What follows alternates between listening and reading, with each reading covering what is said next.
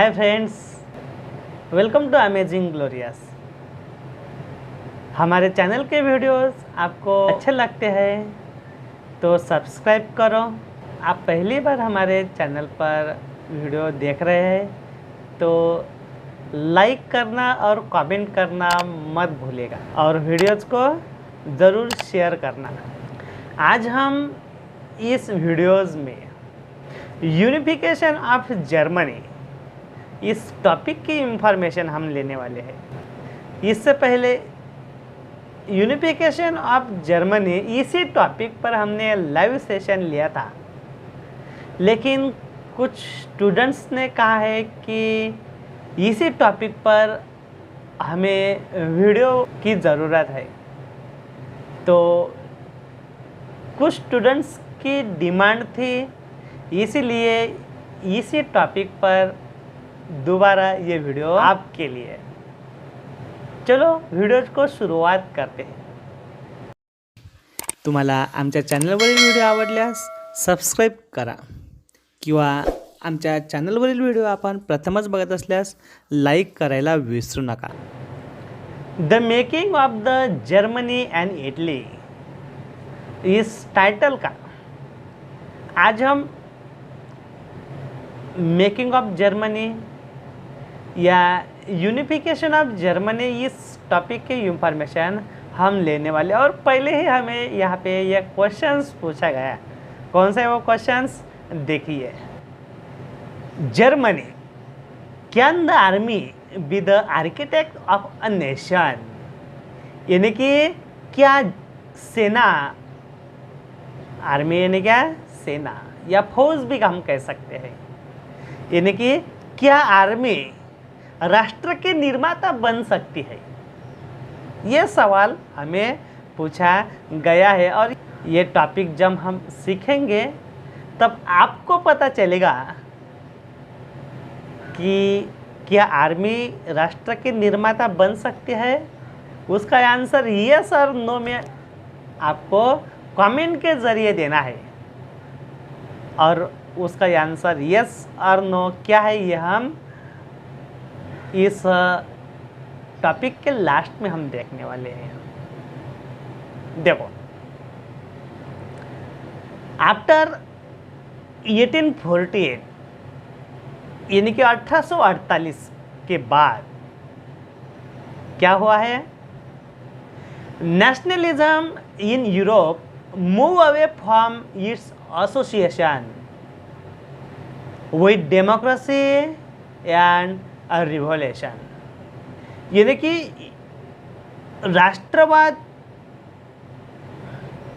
देखो क्या बताया है, नेशनलिज्म इन यूरोप मतलब यूरोप में राष्ट्रवाद, मूव अवे यानी कि राष्ट्रवाद संगठन से दूर जाने लगा है, यानी कि राष्ट्रवाद संगठन से अलग जा रहा है, ऐसा हमें यहाँ बताया है। और इसके अलावा विद डेमोक्रेसी एंड रिवॉल्यूशन यानी कि जनतंत्र और क्रांति से अब अलगाव होने लगा है, यानी कि संगठित होना जरूरी है, लेकिन इसी जनतंत्र और क्रांति से लोग संगठित नहीं हो रहे हैं तो संगठन से अलग होते जा रहे हैं।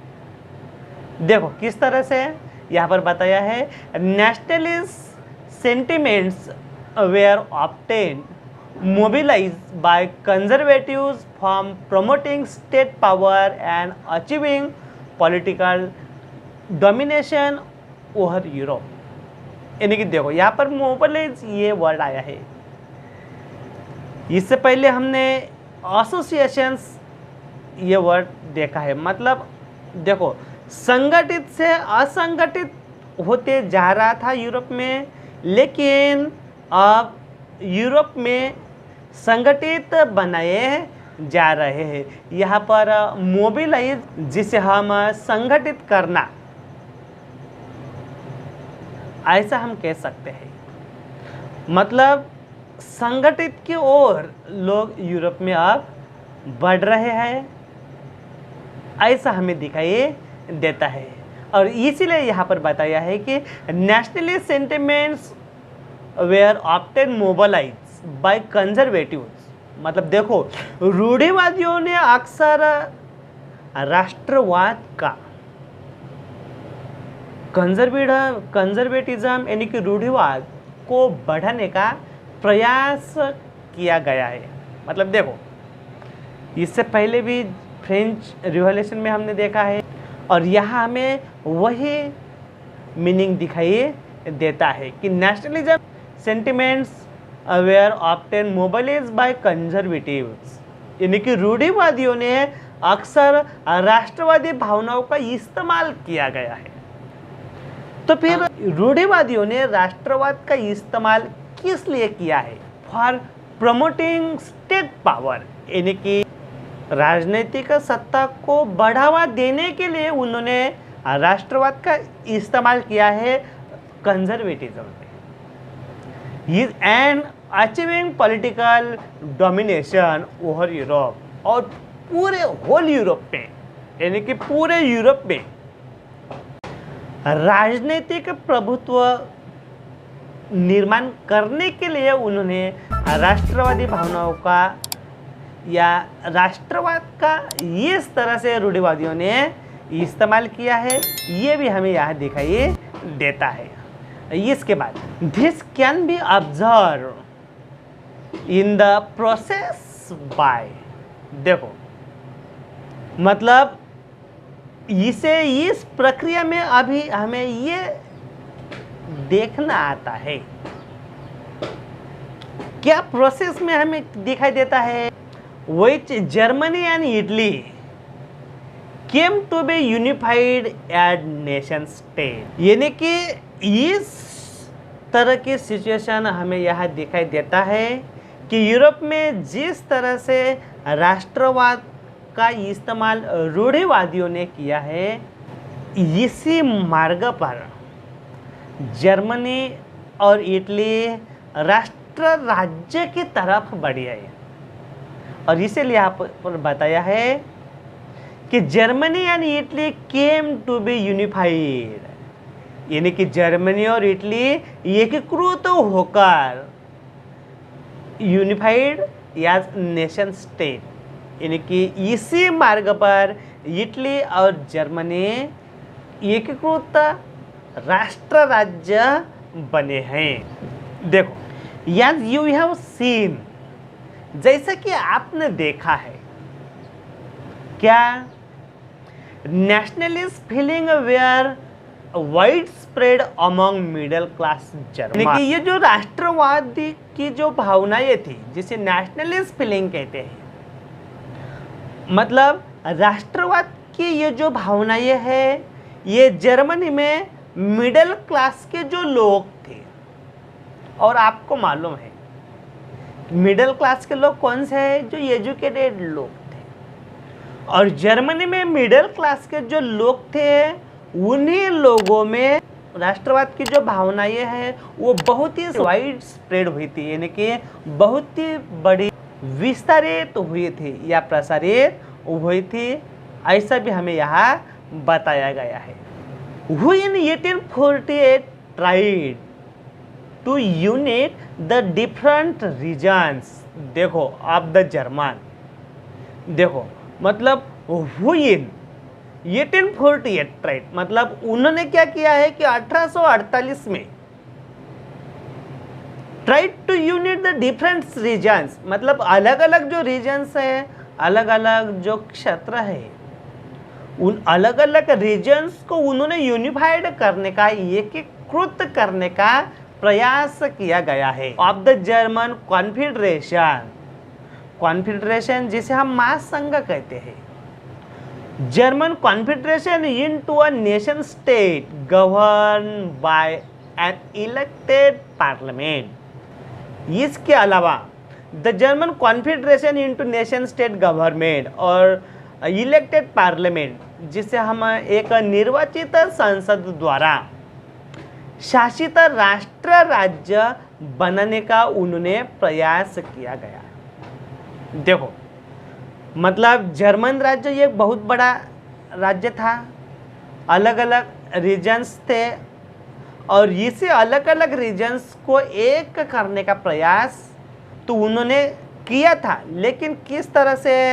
इलेक्टेड मेंबर्स, जिसे हम निर्वाचित कह सकते हैं, निर्वाचित राष्ट्र राज्य बनने का उन्होंने प्रयास किया गया है। लेकिन क्या हुआ है?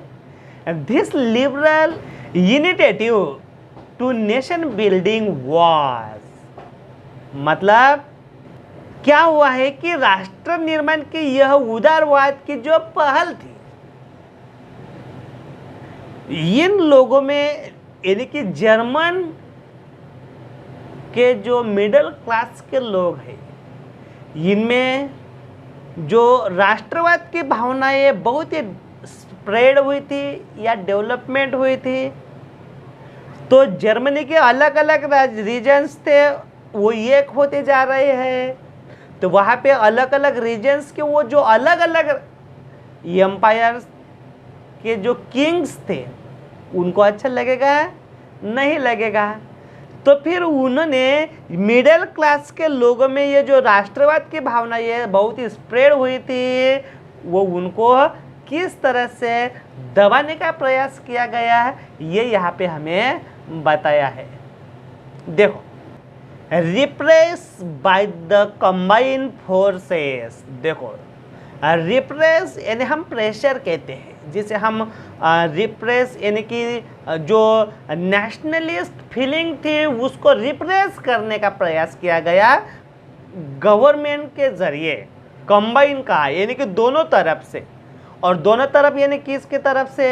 यहाँ पर बताया है repress by combined forces of the monarchy and the military, यानी कि राजशाही और मिलिट्री यानी कि आर्मी, यानी कि जर्मनी में जो राष्ट्रवाद की भावनाओं की ग्रोथ हुई थी उसको कम करने के लिए उन्होंने राजशाही और आर्मी ने मिलकर लोगों के दिमाग पर जो राष्ट्रवाद की भावनाएं हैं वो दबाने का प्रयास किया गया है।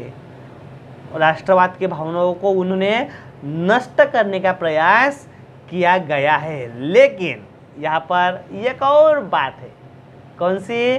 देखो, supported by the large land owners of Russia, मतलब ये जो लैंड ओनर्स थे यानी कि भूस्वामित्व, ये कौन से कहाँ के थे?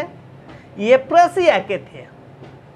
मतलब जर्मनी में जर्मन राष्ट्रवादी भावनाएं जिन लोगों में विकसित हुई है वो लोग जर्मनी के अलग अलग रीजन्स को एक करना चाहते हैं, लेकिन वहाँ पे जो कंजर्वेटिज्म्स थे, रूढ़िवाद के शासन थी, तो वो रूढ़िवादी शासन को ये पसंद नहीं आया है। तो उन्होंने क्या किया है? आर्मी को साथ लेकर राष्ट्रवाद की फीलिंग को दबाने का प्रयास किया गया है। लेकिन इसी के साथ साथ प्रसिया के जो भूस्वामित्व लोग थे उन्होंने भी जर्मनी के मोनार्की और मिलिट्री को सपोर्ट किया है। किस लिए? जर्मनी में जो राष्ट्रवाद की फीलिंग है वो रिप्रेस करने के लिए, मतलब रूढ़िवादियों की ताकत और बढ़ गई है।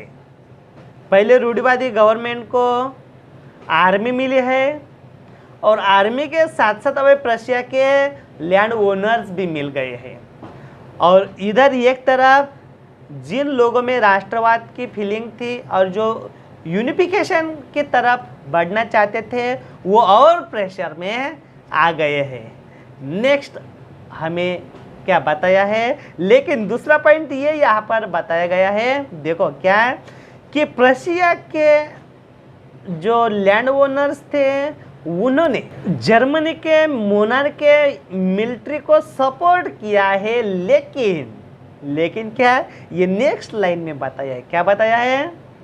देखो, Prussia took on the leadership. देखो, प्रशिया के लैंड ओनर्स ने जर्मनी के मोनार्की राष्ट्रवाद के खिलाफ सपोर्ट दिया है, लेकिन दूसरी तरफ यहाँ पे बताया है कि Prussia took on the leadership of the movement, for national unification, यानी कि राष्ट्रीय एकीकरण का जो आंदोलन हुआ है, मूवमेंट हुआ है, उसी आंदोलन का नेतृत्व भी किसने किया है?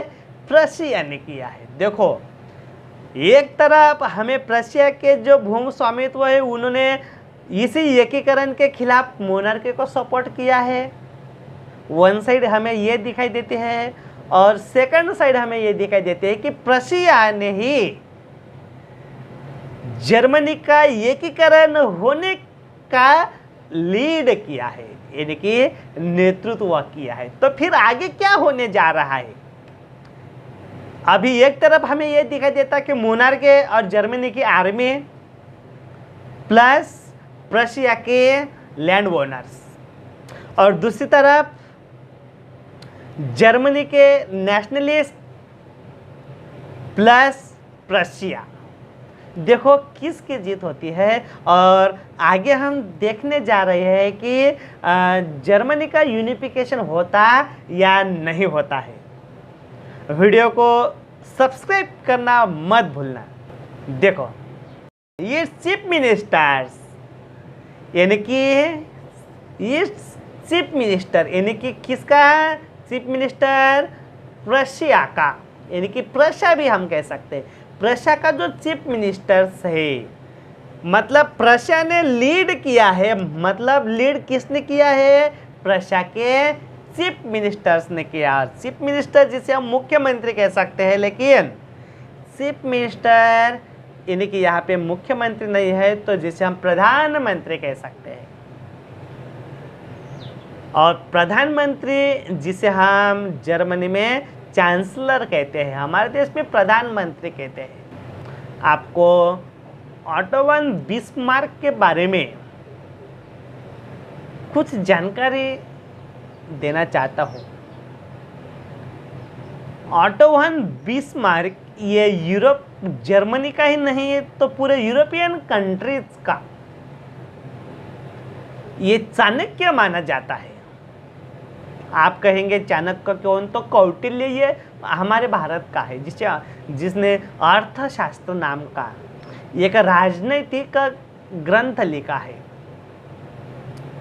जिसने मौर्य साम्राज्य स्थापन होने के लिए चंद्रगुप्त मौर्य को निर्माण किया गया है, वो चाणक्य जिसे कौटिल्य के नाम से जाना जाता है। तो बिस्मार्क को भी इंडिया का कौटिल्य माना जाता है, और कौटिल्य एक ट्रैक्टफुल डिप्लोमेटिक के लिए जाना जाता है, जिसे हम चतुर कूटनीति कह सकते हैं।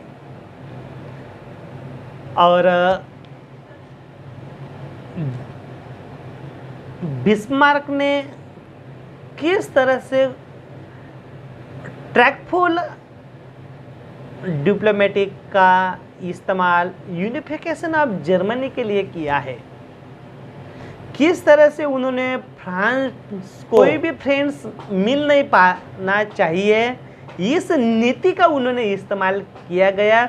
उसी नीति को कूटनीति कहा जाता है, और ये ऐसे ही कूटनीति का इस्तेमाल कौटिल्य ने मौर्य साम्राज्य को निर्माण करने के लिए किया था। आपको मालूम है कि धनानंद, ये नंद राजवंश का राजा था। आर्य चाणक्य का दरबार में धनानंद ने भर दरबार में अपमान किया है, और इसी अपमान का बदला लेने के लिए उन्होंने एक छोटे से बालक चंद्रगुप्त मौर्य को प्रशिक्षित करके मौर्य साम्राज्य का निर्माता बनाया गया है।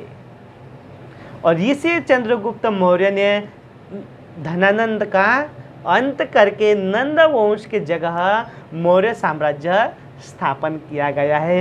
इस तरह से भारत में कौटिल्य ने कूटनीति का इस्तेमाल किया गया है, उसी तरह से बिस्मार्क ने यूरोपियन कंट्रीज में ऐसे ही कूटनीति का इस्तेमाल किया गया है, जिस तरह से काहुर ने यूनिफिकेशन ऑफ इटली के लिए किया है। वीडियो के डिस्क्रिप्शन में आपको यूनिफिकेशन ऑफ इटली इसकी लिंक दी गई है। वीडियो को अभी तक आपने सब्सक्राइब नहीं किया है तो ज़रूर सब्सक्राइब करना और कमेंट करना भी मत भूलना। देखो, हम बिस्मार्क की जानकारी लेने वाले हैं। It's chief minister auto von Bismarck was the architect of this process. देखो, मतलब जर्मनी का जो एकीकरण की ये जो प्रक्रिया हुई है, इस प्रक्रिया का ऑटो वन बिस्मार्क को आर्किटेक्चर माना जाता है, जिसे हम जनक भी कह सकते हैं या निर्माता भी कह सकते हैं। यानी कि जर्मनी के एकीकरण का निर्माता किसे माना जाता है? बिस्मार्क को माना जाता है। और देखो, was the architect of this process carried out with the help of the Prussian army and bureaucracy। मतलब देखो, बिस्मार्क ने अच्छी तरह से कूटनीति का इस्तेमाल किया, ऐसा हमने देखा है।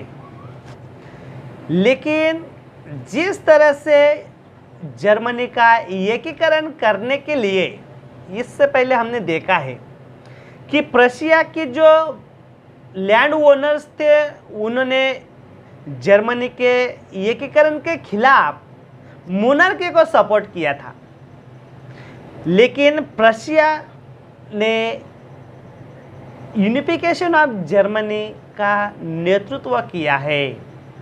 तो फिर प्रशिया का जो chief minister auto von Bismarck है, उनको मालूम था कि जर्मनी का अगर एकीकरण करना है तो हमें प्रशिया के जो अदर कुछ लोग हैं, अदर कुछ पीपल है, फॉर एग्जांपल यहाँ पर बताया है प्रशिया की आर्मी और ब्यूरोक्रेसी, जिसे हम प्रशिया की आर्मी और नौकरशाहों का इस्तेमाल उन्होंने जर्मनी का एकीकरण करने के लिए इस्तेमाल किया है। मतलब देखो, ये सब लोग प्रशिया के यूनिफिकेशन जर्मनी का, और इसीलिए ये कोई आसान सा काम नहीं था, और इसलिए जर्मनी के यूनिफिकेशन का आर्किटेक्चर बिस्मार्क को माना जाता है। लेकिन जर्मनी का एकीकरण करने के लिए बिस्मार्क ने प्रशिया का तो चीफ मिनिस्टर था ही, लेकिन जर्मनी के एकीकरण के लिए उन्होंने प्रशिया के नौकरशाही और आर्मियों की भी मदद ली है। और पहले इस टाइटल की शुरुआत में हमें एक क्वेश्चन पूछा गया था, कौन सा? Can the army be the architect of a nation? इसका आंसर हमें अभी मिलने वाला है, क्योंकि बिस्मार्क ने आर्मियों को साथ लिया है और यूनिफिकेशन ऑफ जर्मनी करने के लिए वो सपोर्ट तो नहीं बल्कि लीड कर रहा है। नेक्स्ट यहाँ पर बताया है, यहाँ पर आपको इस टाइटल में एक बिस्मार्क पर ब्रीफ या शॉर्ट नोट्स आ सकती है। ऑटो वन बिस्मार्क, तो बिस्मार्क की इंफॉर्मेशन हमें यहाँ मिलती है। तो इससे पहले हमने देखा है कि it's chief minister of Prussia, और प्रशिया ने ही यूनिफिकेशन ऑफ जर्मनी का नेतृत्व किया है।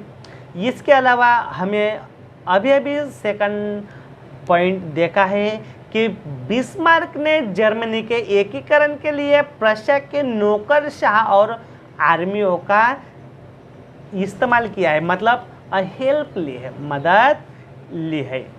ये सेकंड टॉपिक बिस्मार्क के बारे में। नेक्स्ट हमें पता चलता है, देखो कि 3 wars over 7 years, 3 wars 7 years, इनकी 7 साल में जो 3 युद्ध हुए हैं, इसी 3 युद्ध में बिस्मार्क ने ऑस्ट्रिया, डेनमार्क और फ्रांस का पराभव किया है, क्योंकि इन्हीं तीनों कंट्रीज ने यूनिफिकेशन ऑफ जर्मनी के खिलाफ ये गई थी। तो उनको सबक सिखाने के लिए बिस्मार्क ने इन तीनों कंट्रीज के खिलाफ युद्ध किया है, और क्या हुआ है, ये इसी तीनों युद्धों में बिस्मार्क को विक्ट्री मिली है। मतलब यूनिफिकेशन ऑफ जर्मनी का जो रास्ता है वो साफ हो गया है, यानी कि वो क्लियर हो गया है। देखो नेक्स्ट बताया है, with Austria, Denmark and France ended in Prussian victory. अब यूनिफिकेशन ऑफ जर्मनी की तरफ बढ़ा है, किस तरह से, देखो, and complete the process of unification. देखो बिस्मार्क ने जिस तरह से डेनमार्क, ऑस्ट्रिया और फ्रेंच का पराभव किया है, तो इसे विक्ट्री के साथ जर्मनी का, मतलब यूनिफिकेशन ऑफ जर्मनी का रास्ता क्लियर हुआ है, यानी कि साफ हुआ है, यानी कि जर्मनी यूनिफिकेशन के तरफ बढ़ी नहीं, तो यूनिफिकेशन पूरा हुआ है। अब यहाँ तक तो यूनिफिकेशन पूरा हुआ है, लेकिन यूनिफिकेशन होने के बाद बिस्मार्क ने क्या किया है, यह हमें यहाँ इंफॉर्मेशन मिलती है। कौन सी, देखो, इन जनवरी 1871, जनवरी 1871 में द प्रशियन किंग, यानी कि प्रशिया का जो राजा है, कौन, विलियम फर्स्ट, वाज प्रोक्लेम जिसे हम घोषित करना ऐसा मानते हैं, यानी कि 18 जनवरी 1871 में यूनिफिकेशन ऑफ जर्मनी के बाद क्या हुआ है कि एक नया राष्ट्र को घोषित तो किया है, लेकिन नया एकीकृत जर्मन का राजा विलियम फर्स्ट को घोषित किया गया है। was proclaimed German Empire in the ceremony held at Versailles, यानी कि वर्साइल में एक सेरेमनी प्रोग्राम में विलियम फर्स्ट को जर्मनी का सम्राट घोषित किया गया है। और किस तरह से सेरेमनी का प्रोग्राम हुआ है, इसका यहाँ पर बहुत ही अच्छा डिस्क्राइब हमें दिखाई देता है। किस तरह से, देखो, on the bitterly cold morning of 18 January 1871, तो सुबह सुबह कोल्ड मॉर्निंग, यानी कि बहुत ठंडी की सुबह, दिन था 18 जनवरी 1871। क्या हुआ उस सुबह, एन असेंबली कॉम्प्राइजिंग यानी कि शामिल होना, मतलब जिस तरह की असेंबली यानी कि सभा, मतलब 18 जनवरी 1871 में वर्साइल में उन्होंने जो असेंबली का अरेंजमेंट किया गया था, उस असेंबली में कौन कौन आया है या कौन कौन शामिल हुआ है, ये यहाँ पर बताया है। देखो, the Prince of the German states, यानी कि जर्मन राज्यों का राजकुमार उनमें शामिल हुए हैं, वो तो बहुत ही इम्पोर्टेंट है। इनके अलावा रिप्रेजेंटेटिव ऑफ द आर्मी, यानी कि आर्मी का मदद से ही बिस्मार्क ने जर्मनी का एकीकरण किया है, तो आर्मी के जो रिप्रेजेंटेटिव है वो भी बहुत ही इम्पोर्टेंट है, वो भी यहाँ पर शामिल है राजकुमारों के साथ। इसके अलावा इम्पोर्टेंट प्रशियन मिनिस्टर्स, प्रशिया के जो महत्वपूर्ण जो मंत्री है वो भी शामिल हुए हैं, और इंक्लूडिंग जिसे हम चीफ मिनिस्टर कहते हैं या प्रधानमंत्री कह सकते हैं, auto von Bismarck gather in the unheated जिसे हम बहुत ही शीत महल कह सकते हैं, हॉल ऑफ मिरर्स जिसे हम बहुत ही ठंडा महल जिसे हम शीश महल भी कह सकते हैं। वर्साइल के शीश महल में राजकुमार, आर्मियों के प्रतिनिधि, महत्वपूर्ण मंत्री और बिस्मार्क के साथ सब लोग गैदर हुए थे और to proclaim the new German empire, और उन्होंने इस असेंबली में नए जर्मन राज्य की घोषणा की है, और उसका हेडेड जो जिसे हम मुखिया कह सकते हैं, और उसका मुख्य उन्होंने किसको प्रोक्लेम किया है, by Kaiser William first of Russia, यानी कि कैसर विलियम जो प्रथम है, इसको एकीकृत इटली का सम्राट घोषित किया गया है। मतलब देखो, यूनिफिकेशन ऑफ जर्मनी यहाँ पर प्रोसेस पूरी हुई है। यहाँ मैं आपको बता देना चाहता हूँ कि शुरुआती में जो क्वेश्चंस आपको पूछा गया था, कौन सा है, can the army be the architect of a nation, क्या सेना राष्ट्र के निर्माता हो सकती है, तो उसका आंसर है यस, हो सकती है, क्योंकि अभी यूनिफिकेशन हुआ है। नेक्स्ट पैराग्राफ में क्या है देखो, the nation building process in Germany, यानी कि जर्मनी में राष्ट्र निर्माण की प्रक्रिया में had demonstrate the dominance of Russian state power, मतलब जर्मनी के राष्ट्र राज्य बनाने के लिए प्रशिया की जो ताकत है, ये हमें नहीं तो पूरे यूरोपियन कंट्रीज को पता चला है। Demonstrate the dominance of Prussian state power, यानी कि प्रशिया राज्य के ये प्रभुत्व की जो पावर है वो अब सबको पता हो गया है, या कितनी उनकी प्रशिया की पावर है वो जर्मनी का एकीकरण करा सकता है, तो उनकी पावर क्या है ये भी दर्शाती है। The new state place a strong Mphasis, जिसे हम जोर देना भी कह सकते हैं, मतलब अब एकीकरण तो हुआ है, यूनिफिकेशन ऑफ जर्मनी, यानी कि जर्मनी का एकीकरण तो हुआ है, तो अब वो किस पर जोर देना चाहते हैं, यहाँ पर बताए ऑन मॉडर्नाइजिंग द करेंसी, यानी कि उन्होंने आधुनिकीकरण पर बहुत ही ज़्यादा जोर दिया है। किस लिए, डेवलपमेंट, ये उनका पहला टारगेट बन चुका है यूनिफिकेशन के बाद।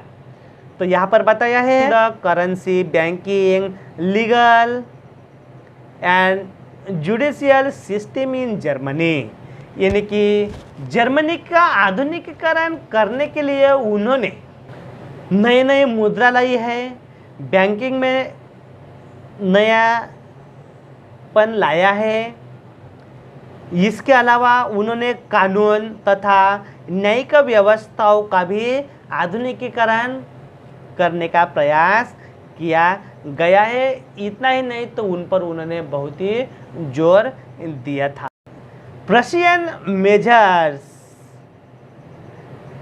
एंड प्रैक्टिसेस, मेजर्स यानी कि उपाय, और प्रैक्टिसेस जिसे हम कार्यवाही कह सकते हैं।